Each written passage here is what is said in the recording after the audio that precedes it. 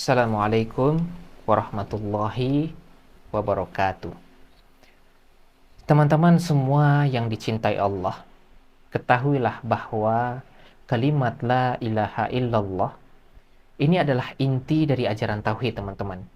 Poros dari seluruh agama yang diturunkan oleh Allah dan pondasi kehidupan sebagai seorang muslim. Kalimat ini sering diucapkan, teman-teman, tapi hakikatnya ini sangat dalam. Tidak cukup hanya berhenti di bibir saja. Nah, kalimat la ilaha illallah ini harus kita pahami bermakna tiada sesembahan yang benar kecuali Allah Subhanahu wa taala.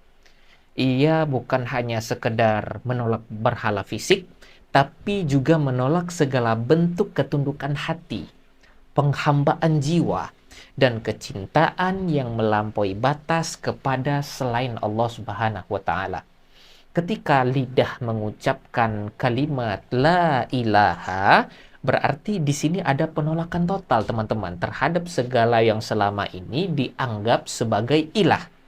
Ilah ini tidak hanya berarti penolakan terhadap patung atau dewa saja, tapi ilah di sini adalah penolakan terhadap segala sesuatu yang dicintai, segala sesuatu yang ditaati, segala sesuatu yang ditakuti, dan dijadikan sandaran hidup melebihi Allah Ta'ala. Bisa berupa harta, bisa berupa jabatan, nafsu, bahkan manusia lainnya. Nah, di sini harus kita pahami. Bagian pertama dari kalimat ini adalah pembersihan hati, pemutusan ikatan dari segala hal yang sebelumnya dijadikan pusat oleh manusia. Kemudian datang kalimat illallah, yaitu penetapan bahwa hanya Allah lah yang layak menjadi tujuan, tempat kita kembali. Satu-satunya yang berhak disembah dan ditaati di atas permukaan bumi ini secara mutlak. Disinilah tauhid tegak, teman-teman. Penafian disusun dengan penetapan. Ya, kalimat ini bukan hanya sekedar formula saja, melainkan kalimat ini adalah sebuah perjanjian. Ya, siapa yang mengucapkannya dengan jujur, berarti dia telah berjanji untuk menjadikan Allah sebagai satu-satunya penguasa di dalam hidupnya, teman-teman. Dia tidak akan lagi menundukkan diri kepada selain Allah. Dia tidak akan rela dipenjara oleh hawa nafsu atau tunduk pada aturan yang bertentangan dengan kehendak Allah Ta'ala. Nah, di sini harus kita pahami. Dari kalimat ini menjadi garis pemisah antara iman dan kufur, cahaya dan kegelapan, kebebasan hakiki dan perbudakan semu, teman-teman. Nah, hakikat la ilaha illallah ini juga menuntut penghayatan batin sebenarnya. Lidah boleh saja ringan mengucapkannya, ya, tapi hati yang lalai itu nggak akan merasakan manisnya tauhid di sini. Karena kalimat ini harus menyatu dengan keyakinan kita, tercermin dalam amal, ya, dan membentuk sikap dalam kehidupan. Inilah yang disebut dengan syarat tadi. Syarat la ilaha illallah. Ketika kita ucapkan, ia harus diucapkan dengan ilmu, teman-teman. Harus diucapkan dengan yakin. Harus diucapkan dengan ikhlas. Harus diucapkan dengan cinta. Dan harus diucapkan dengan penerimaan. Dan harus diucapkan dengan rasa tunduk. Dan dengan kejujuran batin, teman-teman. Tanpa syarat-syarat ini, ya, ketika kita mengucapkan tanpa syarat-syarat ini, kalimat ini bisa menjadi kosong. Hanya sekadar rangkaian huruf saja jadinya, tanpa ada ruhnya. Nah, seorang yang benar-benar memahami kalimat ini harus diperhatikan. Dia akan merasakan kebebasan sejati di dalam sanubarinya. Ia tidak akan merasa takut miskin karena dia yakin rezeki di tangan Allah. Dia tidak akan lagi takut kepada manusia karena kuasa tertinggi hanyalah milik Allah. Dia tidak akan silau oleh dunia karena dia tahu semuanya itu fana kecuali wajah Allah. Nah, di sini kita harus pahami. Hati orang yang seperti itu akan menjadi teguh.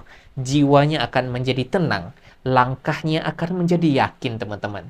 Dari mulutnya akan keluar kalimat la ilaha illallah yang tulus.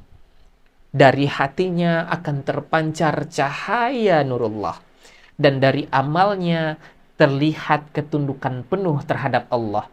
Hanya kepada Allah, mutlak kepada Allah.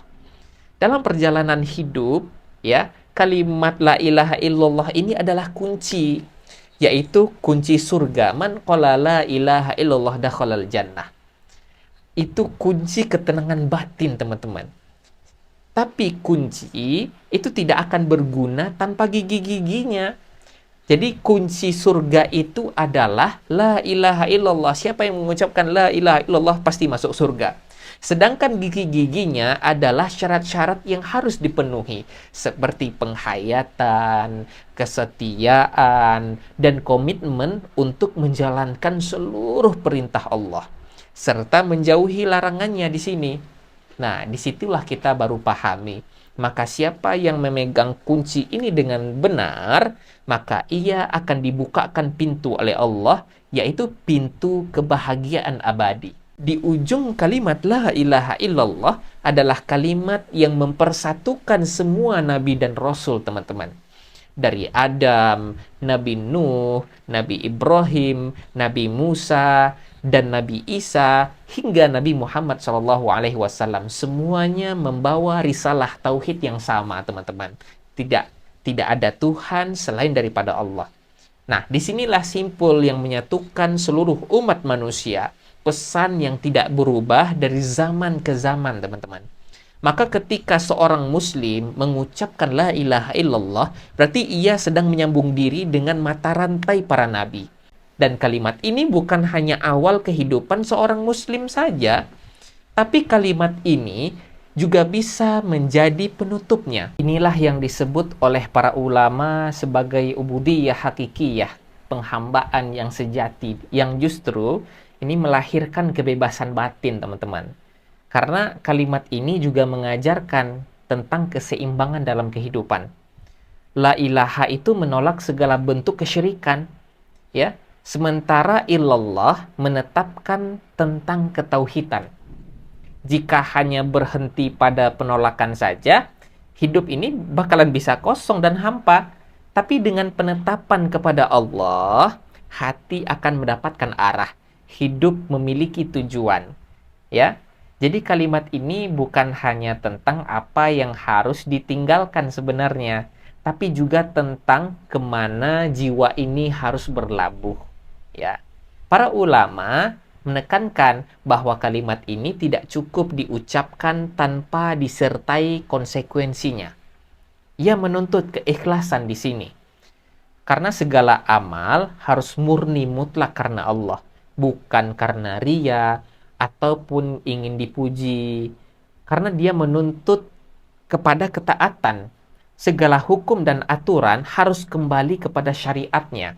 Nah, bahkan seluruh ibadah yang dilakukan sebagai seorang muslim pada hakikatnya adalah menegaskan ulang dari kalimat ini sebenarnya. Ketika seseorang berdiri dalam sholatnya, ia sedang menegaskan bahwa hanya Allah lah yang ia sembah.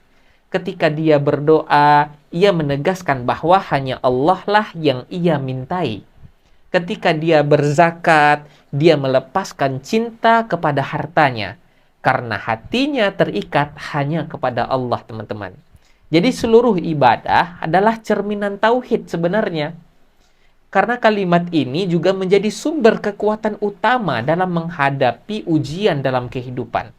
Seorang mukmin yang memahami kalimat la ilaha illallah, dia akan melihat cobaan itu sebagian dari takdir Allah, bukan sebagai kekuasaan manusia atas dirinya. Dia tidak akan terhina, dia tidak akan terhina di hadapan musuh, dia tidak akan lemah di hadapan kesulitan, karena hatinya itu tertambat pada yang maha kuasa, yang maha memiliki segala-galanya.